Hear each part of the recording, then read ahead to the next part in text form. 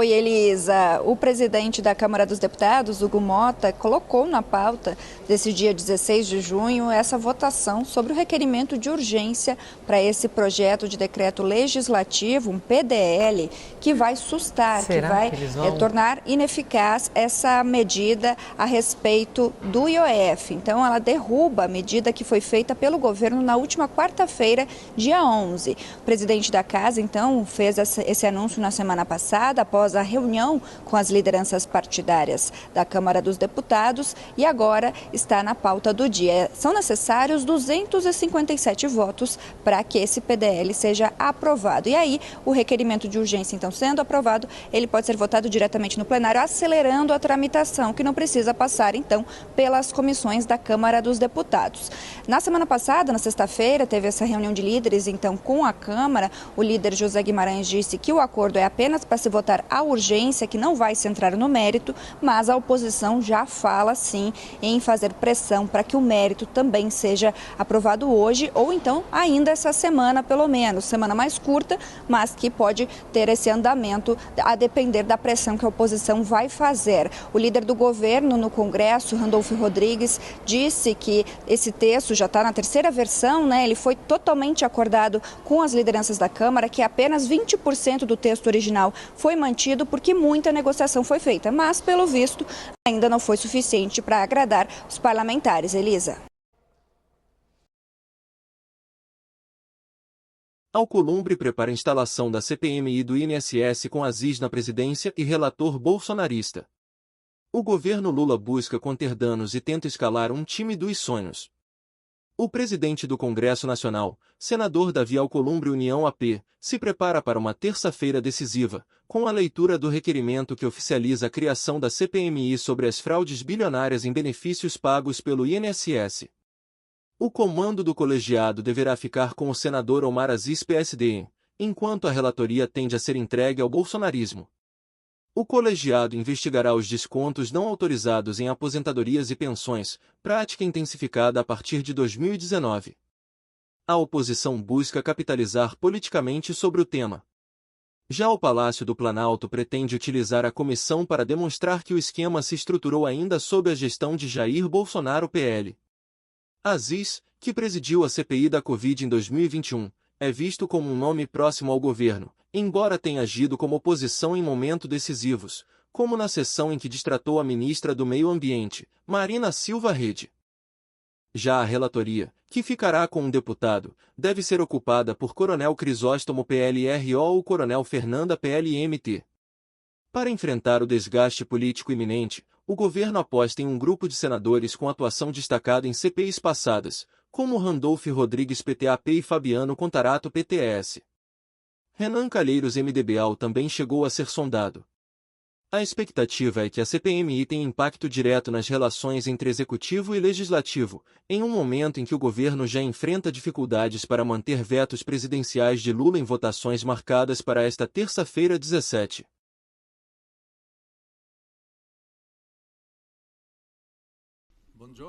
Bom dia.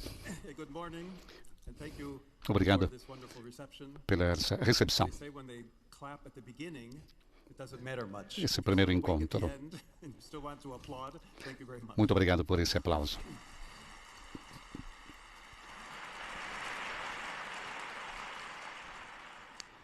Fratelli e sorelle, do il benvenuto a voi. Irmãos e irmãs, dou-lhes as boas-vindas, representantes da mídia de todo o mundo. Agradeço-lhes pelo trabalho que fizeram e estão fazendo nesse tempo, que para a Igreja é essencialmente um tempo de graça. No Sermão da Montanha, Jesus proclamou: bem-aventurados os pacificadores. Essa é uma bem-aventurança que nos desafia a todos e que lhes diz respeito de perto, chamando cada um ao compromisso de levar avante uma comunicação diferente, que não busque o consenso a todo custo, que não se revista de palavras agressivas, que não adote o modelo da competição, que nunca separe a busca da verdade do amor, com o qual humildemente devemos buscá-la. A paz começa com cada um de nós, com a maneira como olhamos para os outros, ouvimos os outros, falamos sobre os outros. E, nesse sentido, a maneira como nos comunicamos é fundamental importância. Devemos dizer não à guerra de palavras e imagens.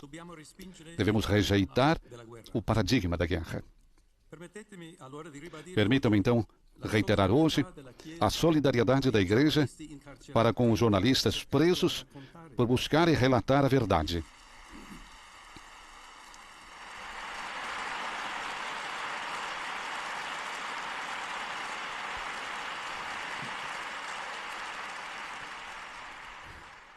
E com essas palavras, pedir a libertação desses jornalistas que estão presos.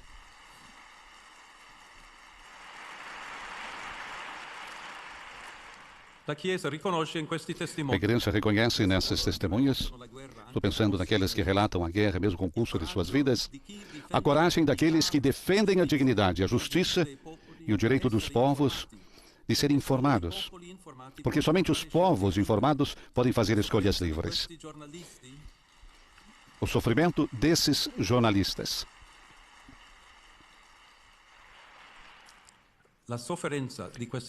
O sofrimento desses jornalistas presos desafia a consciência das nações e da comunidade internacional, convocando todos nós a proteger o bem precioso da liberdade de expressão e de imprensa.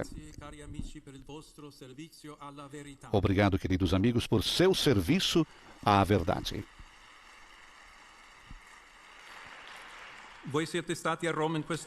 Vocês estiveram em Roma nessas semanas para contar sobre a Igreja, sua variedade e, ao mesmo tempo, sua unidade. Vocês acompanharam os ritos da Semana Santa. Relataram depois a tristeza pela morte do Papa Francisco.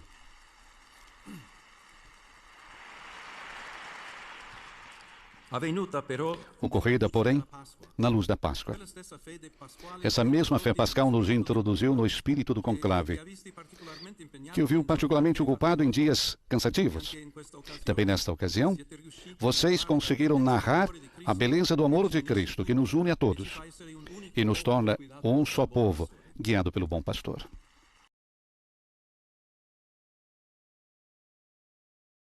Lacombe, Dr. Schini, olha só, eu poderia tentar colocar umas palavras bem educadas aqui, e meu comentário, eu não vou perder a educação, mas eu não tinha visto esse vídeo todo do Flávio Bolsonaro e eu não sei nem o que dizer, sinceramente. Eu não sei nem o que dizer, porque enquanto o irmão dele, Eduardo Bolsonaro, está com a família aqui nos Estados Unidos, veio para cá para passar uma semana, com as malas de uma semana, com 2 filhos pequenos e a esposa. E aí aconteceu tudo aquilo que a gente viu em relação ao passaporte dele, agora pedido de prisão, investigação, mais um inquérito aberto, exatamente porque existe uma mão pesada de um juiz, não, de um ministro da Suprema Corte, ativista, um agente político da pior espécie. O que o Eduardo deve estar pensando disso? Porque nós estamos aqui há meses pedindo anistia para um povo que não cometeu nada. E nós sempre colocamos o disclaimer que os vândalos paguem por tudo que eles fizeram, nem abaixo da lei, nem acima da lei, mas de acordo com as nossas leis, que os baderneiros paguem, que aqueles que quebraram e depredaram o patrimônio público, que eles paguem de acordo com a lei. Mas nós sabemos muito bem que há pessoas idosas, doentes, moradores de rua, que foram presos, que estão de tornozeleira eletrônica, que estavam nos acampamentos por um prato de comida, para se esconder da chuva debaixo de uma tenda. Nós sabemos que essas pessoas não fizeram nada. O Clezão morreu.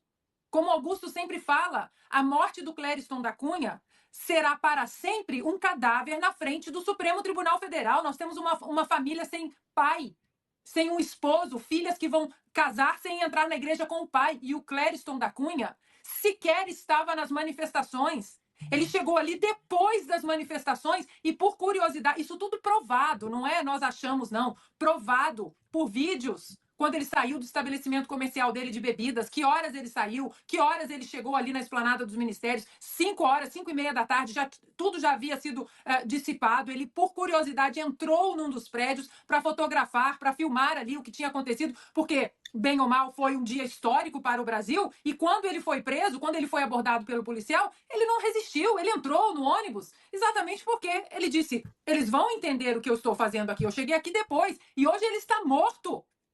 Nós temos presos políticos inocentes. Não tem nada de inocente em Alexandre de Moraes. Ele destruiu vidas. Ele destruiu a nossa Constituição. Ele destruiu o respeito que o Brasil tinha por uma instituição importante que é a do Supremo Tribunal Federal. Que anistia é essa para Alexandre de Moraes? Eu não sei nem o que dizer. Eu não tinha visto esse vídeo todo e realmente não gostei.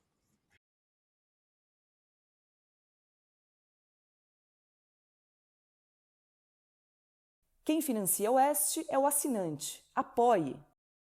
Haddad inicia férias em meio a embate na Câmara. Ministro da Fazenda será substituído por Dário Duriga enquanto deputados tentam barrar aumento de impostos. O ministro da Fazenda, Fernando Haddad, iniciou férias nesta segunda-feira, 16, em meio à reação do Congresso às medidas do governo que elevam impostos.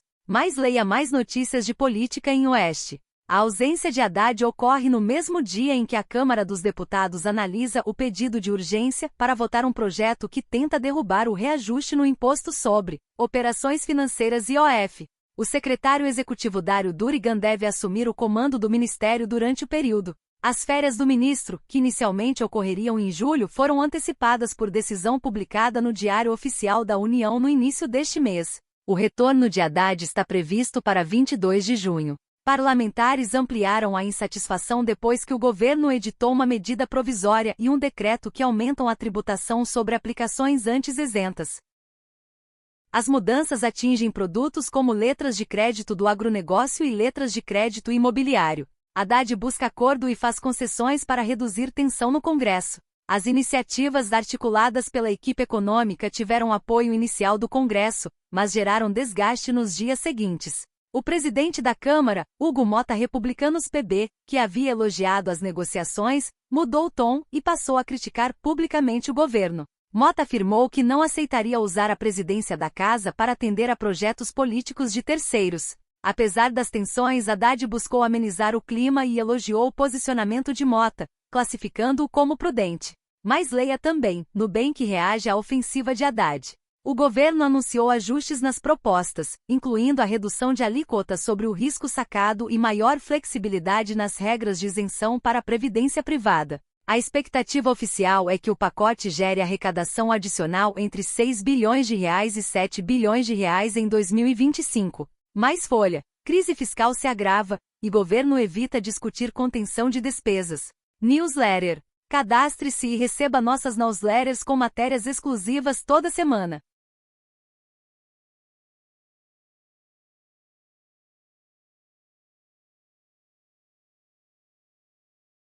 Apoie quem defende a sua liberdade.